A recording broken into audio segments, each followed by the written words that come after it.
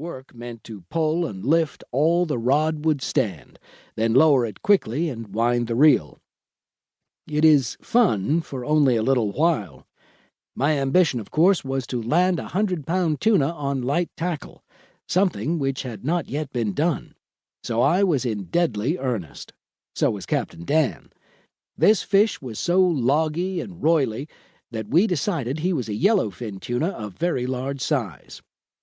There are two kinds of tuna, yellowfin and bluefin. My brother and our guests made considerable fun of me as I heroically struggled with that tuna. I would lift him and wind him up 100 feet or so, and then he would take the line away from me. It happened so often that it must have looked funny. All of a sudden, my tuna started to sound. He did not run. He just plugged down and down and down. The reel screamed, "Zee, zee, zee." This procedure grew alarming. 200 yards, 300 yards, 350, and finally 400 yards of line he took straight down. This was the deepest I had ever had any fish sound up to that date. Captain Dan stood beside me watching the reel. He shook his head at every Z. My rod lay in the hollow of my left elbow, and the tip was doubled straight down. The Z, Z, Z grew markedly shorter in time and farther apart. Tremendous pressure of water on that tuna had begun to tell. Most remarkable about this incident was the fact that the 9-thread line had not broken. It resembled a very tight, wet banjo string. Finally, the tuna stopped. I had half an inch of thickness of line left on the reel spool. Then I began to work, carefully lifting and winding inch by inch, and after a while, foot by foot. This was harder work than heavy tackle. It took an hour to pump that tuna back up to his original position. I was as wet as if I had fallen overboard. For 2 more hours I heaved and wound, gaining and losing in about the same proportion. What spurred me on was a certainty that little by little the tuna was weakening. But it was so little. The others on board stopped making game of me. They began to realize that this was a fight seldom recorded in the annals of angling. Besides, I must have been an object to excite wonder and pity, perhaps awe. My tuna hung around near the boat, sometimes rising toward the surface, to one side or the other, but mostly straight down. That is what makes a tuna fight so laborsome.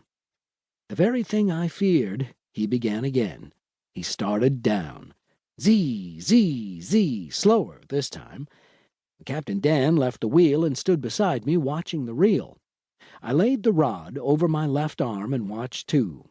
Z, Z, Z. It was terrible to see all that hard-earned line slip off and off and off. I would lose him this time. That was inevitable. Z, Z, Z. He plugged down. I could feel him banging the leader with his tail. Slower and slower the line paid off. It seemed ages in going. I began to see red. I wanted him to hurry and break off. But more than that, I hoped desperately that he would stop. How short and slow and squeaky the Z's. At last he got out as much line as he had taken on the first occasion. There were 450 yards on the reel. Captain Dan threw up his big hands and groaned, "Good night, it's all off." I suppose he meant the fight was all off. Assuredly, the tuna was still on. Z, Z, Z. I bade him a mute and despondent farewell. But the line still held. It seemed to me that the thing which had to snap was in my head. I was nearly crazy. The making of angling history is sometimes painful. Z, Z, Z. Slower and slower. Then, incredibly, when a couple of Z's more would have pulled all the line out and broken it, the tuna stopped. The strain eased. He could not stand the pressure of water. He had started back.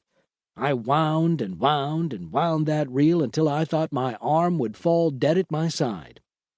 With a small reel, it takes a great deal of winding to get in even a little line. This time it took perhaps half an hour to get all the line back.